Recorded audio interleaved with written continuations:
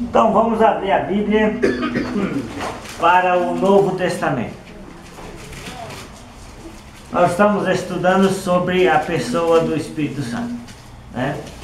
Então estamos estudando sobre a presença interior do Espírito Santo. E nós temos notado que, felizmente, a sua Bíblia não mostra nada do que as pessoas no mundo religioso têm atribuído ao Espírito. Infelizmente, as pessoas do mundo religioso tratam o Espírito Santo na mente delas como uma entidade que abaixa sobre a pessoa num determinado momento por causa de alguma oração, ou de alguma canção, ou de alguma invocação, e aí faz com a pessoa o que a pessoa nem vai lembrar depois, e depois ele sobe e deixa a pessoa ali se recuperando, né, daquele frenesi, daquele êxtase, daquele transe. E isto nada tem a ver com a verdade. Nada tem a ver com a presença interior do Espírito Santo que você encontra no Novo Testamento. Então, como dissemos, a autoridade sobre este assunto não é o que alguém viu, sonhou, falou, sentiu em algum lugar religioso. A autoridade sobre o assunto do Espírito Santo é a palavra de Deus. Porque o próprio Espírito Santo, o verdadeiro Espírito Santo, inspirou as Escrituras para guiar todas as pessoas na verdade. Inclusive, na verdade sobre Ele mesmo. Amém? Na verdade sobre o Espírito Santo. Então, quando estamos tratando desse assunto, nós temos realmente que fazer algumas observações, porque às vezes o mundo religioso criou um misticismo muito grande sobre a ação do Espírito Santo na vida das pessoas. E as pessoas às vezes no mundo religioso admitem que Jesus é Deus, que o Pai é Deus e que o Espírito também é Deus. E todos nós entendemos que Deus age na igreja e em nós. Todos nós entendemos que Jesus age na igreja e em nós. Mesmo que nós não possamos dizer exatamente como ou quando Deus e Jesus estão agindo em nós e na igreja, mas nós temos fé que eles estão agindo sempre. Então, do mesmo modo, quem também está agindo? O Espírito Santo. Mesmo que você não saiba quando, onde, como, de que maneira específica o Espírito Santo estaria agindo, ele está agindo. Da mesma forma que o Pai, que o Filho, o Espírito Santo está agindo. Então, tudo aquilo que o Pai e o Filho fazem para o benefício da igreja, o Espírito também é capaz de fazer. Amém? Porque no final de tudo, há um só Deus, um só Senhor e um só Espírito agindo num só corpo. Amém? Então, não fique preocupado com o que o Espírito faz. Porque o que Jesus e Deus, o Pai, fazem, o Espírito também faz. Porque Ele é igualmente Deus. Então vamos apenas a crer, nos encher da sua palavra e seguir o seu impulso, a sua influência em nossas vidas. Amém? Então nós falamos sobre quando é que uma pessoa recebe o dom do Espírito Santo. É na obediência ao plano de salvação. Né? Muitas pessoas no mundo religioso acham que recebe a salvação num dia e depois ela vai receber o Espírito Santo num outro ato, numa outra atitude, num outro dia, num outro evento, numa outra comemoração ou num outro tipo de manifestação. Não. Nas Escrituras, a pessoa recebe o Espírito no mesmo momento que ela se torna filho de Deus. Amém? Por quê? Porque nós terminamos a aula passada lendo Efésios 1, versículo 13 e 14, que disse: no qual também vós, depois de terdes ouvido a palavra da verdade, o evangelho da vossa salvação, tendo nele também crido, fostes selados com o Espírito Santo da promessa, o qual é o penhor da nossa herança, até ao resgate da sua propriedade, em louvor da sua glória. Então esta passagem diz que no momento que a pessoa ouviu a palavra da verdade, o evangelho da sua salvação, e quando ela creu, e esse creu inclui arrependimento, senão ela não creu como Deus queria, inclui confissão de que Jesus é o único Senhor, senão ela não creu como Deus queria, inclui o batismo para perdão de pecados, porque Jesus diz: quem crê e for batizado será salvo. Então, quando a pessoa ouviu o evangelho, né, a palavra da verdade, o evangelho da salvação, tendo nele também crido, o que acontece? Deus selou a pessoa. Com o quê? Com o Espírito Santo da promessa. Amém? A promessa de Deus é que por meio de um descendente de Abraão, todas as famílias da terra seriam abençoadas. E são abençoadas por meio de Jesus. Porque por meio de Jesus, você recebe a promessa do Espírito Santo. Jesus prometeu. Amém? Que aquele que cresce nele, do seu interior, fluiriam rios de água viva. E quando ele fosse, o Espírito viria para morar nos seus discípulos. Então, agora, antigamente selavam-se as cartas importantes, né, com cera. Então a cera era amolecida e colocada ali em volta daquele rolo, daquele pergaminho, e com um anel especial, aquela autoridade vinha e com a cera um pouquinho mole, esquentada, ele imprimia a sua marca de autoridade. E aquilo dizia que aquilo era propriedade daquela pessoa cujo sinal estava sobre aquele selo, sobre aquela cera, sobre aquele pergaminho ou material. Então aquilo indicava o quê? Propriedade. Só pode mexer quem está autorizado. Então pertence a Deus. E só Deus pode abrir. Só Deus pode tocar. Só Deus pode realmente dizer a quem se destina. Então o selo era uma marca de propriedade. Então quando nós somos salvos, o Espírito Santo é a marca de Deus em nossas vidas, provando que nós somos filhos dele. Amém? Então por que o Espírito Santo é dado? Para nos ajudar a cumprir o quinto passo do plano da salvação.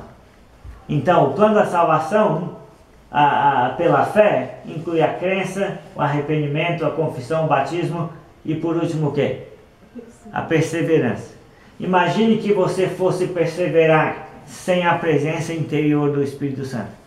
Será que você teria conseguido, João, até aqui? Será que nós teríamos melhorado tanto, Miltinho, até aqui? Então, o Espírito Santo foi dado para nos ajudar a completar a nossa caminhada com Deus, amém? Nos dá poder, nos dá auxílio para que nós possamos completar o último passo do plano de salvação, que é a perseverança. Então, e ele é dado também como um selo, amém? Então os judeus tinham a circuncisão no Antigo Testamento, na Velha Aliança, como um sinal na carne, o corte do prepúcio masculino ao 8º dia de nascido, como um sinal na carne, que aquela pessoa pertencia ao povo da promessa. Hoje o povo da promessa não é mais os judeus, são os cristãos, que têm a marca, o selo da sua propriedade, que é agora o Espírito Santo, por meio de Jesus, que foi o descendente de Abraão esperado. Amém? Então, e aquela passagem de Efésios 1,14 diz: o qual é o penhor da nossa herança, até o resgate da sua propriedade, em louvor da sua glória. Então o penhor é uma garantia, é um sinal pago antecipadamente, né, para garantir que o negócio já está liquidado, já está realizado, não há como voltar atrás mais. Então, quando Deus nos salva, Ele nos dá o Espírito Santo como uma garantia de que Ele não vai quebrar a sua promessa conosco de nos levar para o céu, que já está feito. Amém?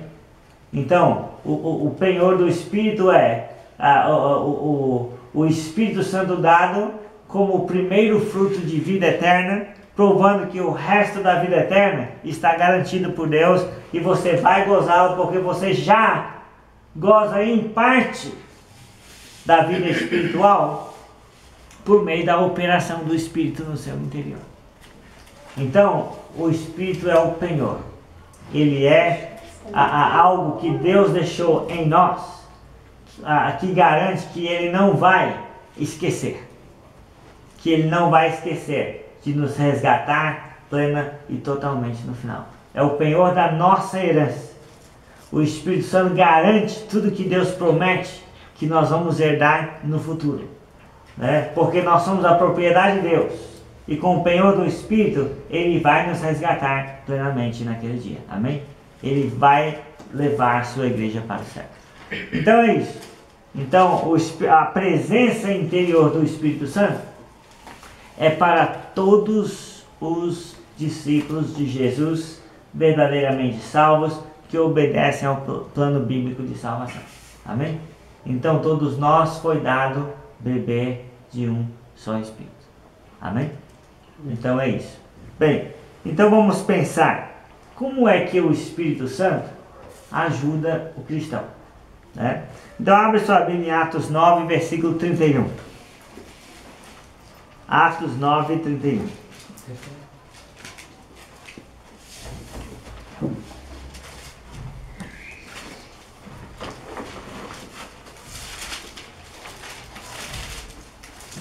Quer ler para nós, meu Amém, amém. A igreja cresce.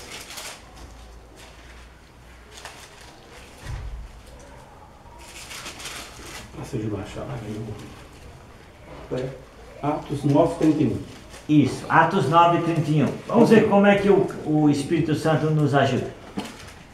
A igreja, na verdade, tinha paz por toda a Judéia, Galiléia e Samaria, edificando-se e caminhando no temor do Senhor e no conforto do Espírito Santo, crescia em número. Note bem, a igreja foi difícil no começo. A igreja foi perseguida em Jerusalém, a igreja se espalhou pela Judéia, Galiléia, Samaria, e estava chegando já na Síria. Mas aqui o detalhe é que a igreja vai crescer, né? Então, a igreja tinha paz, mas essa paz era a paz espiritual. Amém? Porque a igreja foi perseguida. Então, a igreja tinha paz, gozou um período agora de paz física e aproveitou para crescer. Amém? Mas não deixou de crescer no momento de perseguição. E aí diz sobre o Espírito Santo. O que o Espírito Santo estava fazendo com a igreja? Porque a igreja tinha paz, mesmo crescendo em solo hostil, né? Auxiliada pelo Espírito Santo. Algumas versões dizem que o Espírito Santo confortava a igreja. Por que você precisa de conforto? Bem, se alguém está nos perseguindo, precisamos de conforto. Se algum parente morreu por causa da perseguição, precisamos ser consolados, para não desistir da fé. Então, o que o Espírito Santo estava fazendo? Então o Espírito Santo nunca está inativo no corpo de Cristo. Algumas pessoas acham que para o Espírito Santo começar a agir, eles têm que ficar invocando o Espírito. Oh, vem Espírito Santo! Aí vai acontecer alguma coisa, né? Ou eles estabelecem o dia do culto do Espírito Santo. Aí é porque o resto da semana ele não está, então naquele dia quem sabe ele vai. Então são todos conceitos e práticas que não condizem com a verdade. Qual é a verdade? O Espírito Santo, ele habita nos cristãos. O Espírito Santo está agindo na igreja todos os dias, todas as situações. Olhe para as provações que você tem passado. Olhe para as dificuldades que você tem passado. Olhe para as dificuldades que a igreja às vezes encontra, até para começar a congregar num lugar, até para crescer. Olhe para as críticas que nós enfrentamos todo dia. Olhe para a falta de recursos. E quem está levando tudo isso adiante? Quem está auxiliando silenciosamente o poder do Espírito Santo? Amém? Então o Espírito Santo nunca está inativo na verdadeira igreja. Ele está sempre ajudando a igreja a caminhar no temor do Senhor, né? Porque Ele conforta-nos enquanto nós vamos tentando aplicar a palavra de Deus. Então o Espírito Santo conforta a igreja. O Espírito Santo consola a igreja. Então, com o Espírito Santo no nosso interior, nós temos o consolo e a força para ir vencendo todas as dificuldades. Quer nas lutas, quer nas provas, a igreja sempre caminhando com a força que o Espírito Santo dá. Lembra uma vez Paulo disse: tudo posso naquele que me fortalece. Bem, então Paulo tinha um poder extra de Jesus. Então, através do Espírito, Jesus nos fortalece. Através do Espírito, Jesus nos dá sua força. Amém? Muito bem. Então vamos olhar Romanos 8, versículos 12 e 13. Vamos ver mais como o Espírito ajuda o cristão. Romanos 8, 12 e 13. Vamos ver mais como o Espírito ajuda o cristão. É logo após o teatro. Já passou tudo.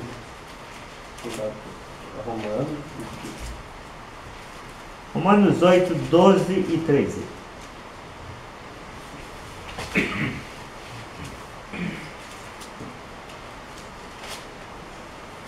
João. Minha versão é um pouco diferente. Vamos lá. Vamos entender. Então, Romanos 8, 12. Portanto, irmãos, somos devedores, não à carne, para vivermos segundo a carne. Versículo 13. Porque se viverdes segundo a carne, haveis de morrer, mas se pelo Espírito mortificardes as obras do corpo, vivereis. Muito bem. Então a passagem diz que o cristão, ele, Deus ainda o deixou livre. Ele pode se inclinar para as coisas da carne, se ele ainda quiser. Mas ele não precisa mais fazer isso. Ele tem uma opção muito melhor. E se ele entende a salvação, ele vai se inclinar para as coisas do Espírito. Amém? Então diz que eles não são mais devedores à carne, como se constrangidos a viver segundo a carne. Não, nós já nascemos de novo. Nós já experimentamos a circuncisão de Cristo, que é o despojamento do corpo da carne. Que é a carne não prevalece sobre a nossa vontade de obedecer a Deus. Amém? A nossa vontade de obedecer a Deus prevalece sobre os desejos do corpo. Porque nós temos a ajuda, a força do Espírito Santo. Amém? E aí o Espírito Santo vai nos ajudar a vencer os maus desejos do corpo. Então o que quer dizer? Que o Espírito Santo, ele vai nos purificando. O bom do Evangelho verdadeiro é que você não precisa se mudar. Você deixa Deus te mudar. Você deixa o Espírito te transformar. Você só obedece e a transformação acontece. Amém? É isso. Se você não obedece, a transformação não acontece.